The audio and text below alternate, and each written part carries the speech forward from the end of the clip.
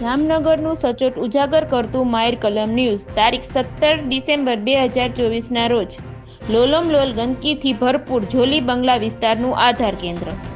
રાજ્ય સરકારે આધાર કેન્દ્ર ગુજરાતના અનેક જિલ્લાઓમાં તમામ વિસ્તારોમાં આધાર કેન્દ્ર ખોલ્યા છે, જેથી પ્રજાને મુશ્કેલીઓ પડે નહીં. જેમાં આધાર કેન્દ્રના જવાબદારોને માનવતા રાખી કાયદાનું પાલન કરવું જોઈએ, જેથી આધાર કાર્ડના અરજદારોમાં ગંદકીઓથી બીમારી ફેલાય નહીં.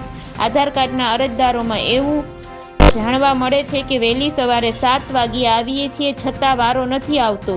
રોજના 100 ટોકન દેવાય છે તેવું જણાવે છે આધાર કાર્ડના અરજદારો, છતાં લાંબી કતારો લાગે છે. તે જોલી બંગલાના આધાર કેન્દ્રમાં ગંદકીઓથી પીલાય છે. જામનગરની જનતા છતાં મહાનગરપાલિકાના અધિકારીઓ શું કરે છે? દેશમાં સ્વચ્છતા અભિયાનનો કાયદો બન્યો છતાં કાયદાનું પાલન થતું ન હોય તેવું નજરે પડે છે. મહાનગરપાલિકાના અધિકારીઓ પ્રજાના સેવક અને સરકારશ્રીના નોકરો ગણાય છે, છતાં આધાર કાર્ડ કેન્દ્રમાં ગંદકીઓથી ગાજતું હોય તેવા સમયે મુલાકાત કેમ લેતા નથી? જામનગરની પ્રજામાં અનેક સવાલો ઉઠ્યા. રિપોર્ટર રાઉમા કારાભાઈ.